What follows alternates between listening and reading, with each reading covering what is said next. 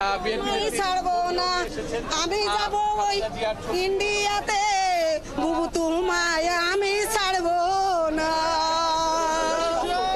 ও বুবু আইবা, তুমি আইবা রে, সেই দিন এসে বুবু গো দিতে পাইবা না। মহিলা দলের নেত্রী, তৃণমূল নেত্রী, সাধারণ নেত্রী সবাই কিন্তু এখনো আছে। এখনো তাদের মধ্যে উল্লাস উদ্দীপনা। এই যে ফিরুজার গেটের যদিও নিরাপত্তা ব্যবস্থাটা একটু শিথিল হয়েছে, সকাল থেকে যে আইন শৃঙ্খলা বাহিনীর সদস্য, যৌথ বাহিনীর সদস্য যারা ছিলেন তারা বিএনপি নেত্রী প্রবেশ করার পরে কিন্তু এই গেটটা, এই ভবনটা ছেড়ে দিয়েছেন। আশেপাশে তারা অবস্থান করছেন এই বিল্ডিংয়ের। এখন কিন্তু বিএনপি নেত্রী গাড়ি বহরের যে গাড়িগুলা সেইগুলা কিন্তু এখন আছে। তো এই আইন শৃঙ্খলা বাহিনীর সদস্য, পুলিশ মোতায়েন রয়েছে, তার ভবনের সামনে যে নিরাপত্তা দিয়ে থাকে তারা রয়েছে। এবং এই যে নেতাকর্মীদের যে বিএনপি মহাসচিব মির্জা ফখরুল ইসলাম নির্দেশনা দিলেন যে এখন সবাইকে যার যার বাড়িতে দেওয়া, তারপরেও কিন্তু তারা এখান থেকে যাচ্ছেন না এবং তারা দেখাচ্ছেন, তাদের নেতাকর্মীদের দেখাচ্ছেন যে এই তারা কিভাবে এই মুহূর্তে কিন্তু বিএনপির পক্ষ থেকে খালেদা জিয়ার পক্ষ থেকে ব্রিফিং করা হবে। এখন এক ধরনের প্রস্তুতি নেওয়া হয়েছে এখানে ব্রিফিং করা হবে।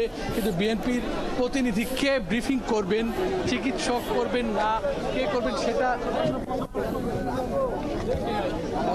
সবাই আমরা জানার চেষ্টা করছি এই বিএনপির কোন নেতা। তবে আমরা এখন এই মুহূর্তে শুনলাম যে আরও একটু দেরি হবে, যদিও গণমাধ্যম কর্মীরা অপেক্ষা করছেন কি নির্দেশনা আসতেছে বা বিএনপি নেত্রী সম্বন্ধে বলবেন।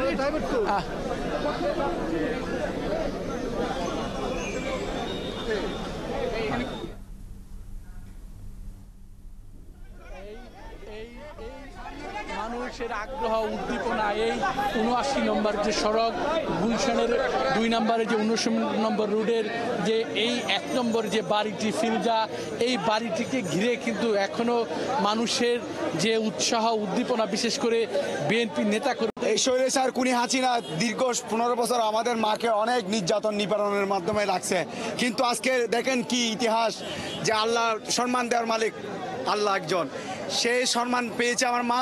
খুনি হাসিনা পালাইছে দেশ থেকে, আমার মা সম্মান নিয়ে দেশে ফিরে আসছে। দেশের মানুষ আজকে উল্লাসিত।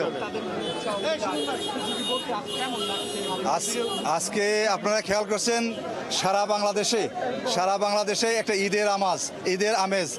এই জিয়া পরিবার, ম্যাডাম খালেদা জিয়া আমাদের ইমোশনের জায়গা।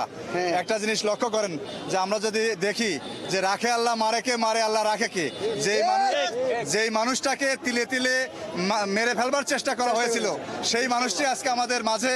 আর যেই মানুষটিকে, যেই কুচক্রী মহল, যেই খুনি হাসিনা ফ্যাসিস্ট, যাকে মারতে চেয়েছিল, সেই আজকে দেশ ছাড়া, তার সমস্ত নেতাকর্মী নিয়ে আজকে দেশ ছাড়া।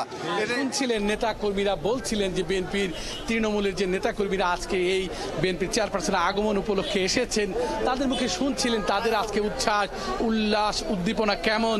কেউ আবার কিন্তু বিএনপি নেত্রীর ছবিও নিয়ে এসেছেন সাথে করে।